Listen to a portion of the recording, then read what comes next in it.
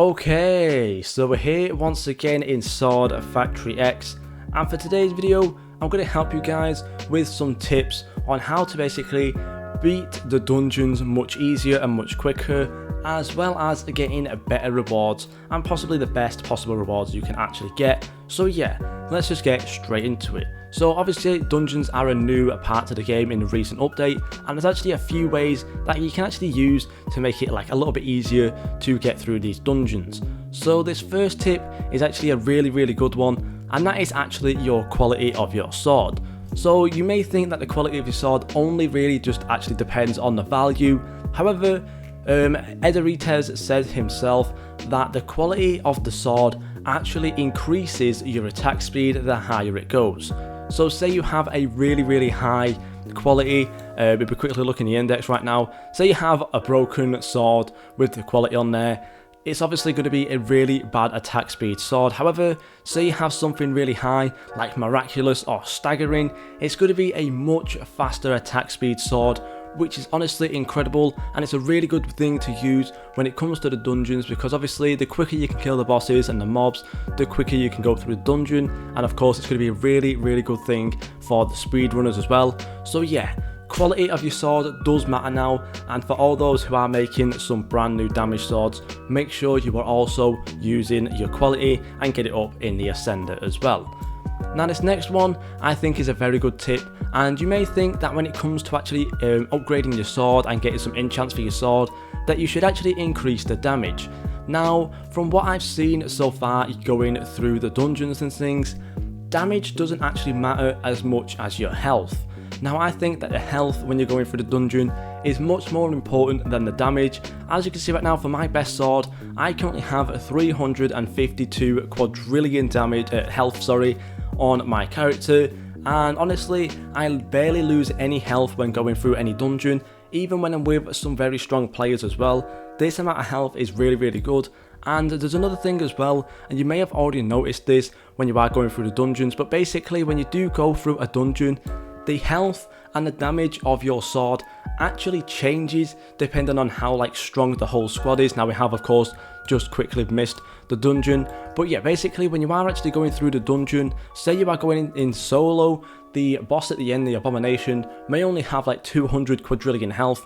However, say 2 people go in, it might actually have 30 quintillion health instead, and basically the damage of your sword actually increases based on the health of the bosses. So honestly, overall, the damage of your sword isn't actually that important compared to your health. So when you are actually going to make a damage sword for the dungeons, I would recommend instead getting something like resistance plus on there, and healing as well. Healing can really help as well. And instead of going for sharpness plus, go for resistance plus or something, because it's going to really help you out. And honestly, I think getting your health up is going to be much more important. Now another thing as well when it comes to the dungeons is basically to get the best possible rewards, you actually want to go in with 4 different people. Now the more people you have, I believe it's the higher luck you'll actually have coming out of it. Now again, this was another thing confirmed by Ederites himself. Basically, when you are going through the dungeons, if you have 4 people with you in the dungeon, so basically the maximum amount of people you can have, you actually get a nice little ×2 luck boost, which is always really nice. And obviously then overall it's going to be a really fun way to actually get some more rewards. So basically, if you want to get the best possible rewards from the dungeons, such as all of the galactic swords, the paradoxals, and even all the atomics and things like that, you are most likely going to want to go through and run with 4 people instead of running solo, because that way then you're going to get a ×2 luck boost on there as well, which is always really nice. Now just a couple other things to go over. You may have seen the video beforehand on one of my shorts. However, again, to get some more rewards, you may think that each room has some different kind of chests and stuff, and obviously some of them are silver, some of them are gold, and obviously then you have the ones at the end where you actually get the best possible rewards from the ones at the end basically. However, in one of the rooms there is a secret chest, and if you've not seen the video that I've put out yet, then basically what I'm going to do is hopefully show it you during this dungeon run, and as well as that I will also show you the different kind of the health, basically how it changes. So yeah, of course there is the silver chest, there's always one at the start here as well. In this room, this is where the secret chest is, so it's pretty good that I actually got this room first. But yeah, if you kill all of the bosses like so, And you may just think there's only one chest in here. If you collect this chest right here, and obviously then you may just kind of go on. However, if you come up to this bookshelf over here, these double bookshelves in the lava pool room, come over in between the shelves and the bookshelf, and then come over here, there's actually a secret passage behind the bookshelf. Really nice, and honestly again, you can get more gems, and you may even get a really nice sword as well. Say you're getting a bit unlucky with the dungeons, you never know, that secret chest behind there may actually have the really nice swords in them. And as you can see as well, going through this dungeon, I've literally not lost any sort of health whatsoever, and that is because I have healing on myself, and as well as obviously a nice amount of health. Now as you can see as well, I am obviously going to lose some health, but you may see when I come up to like face the abomination and stuff, I really do not lose any health whatsoever.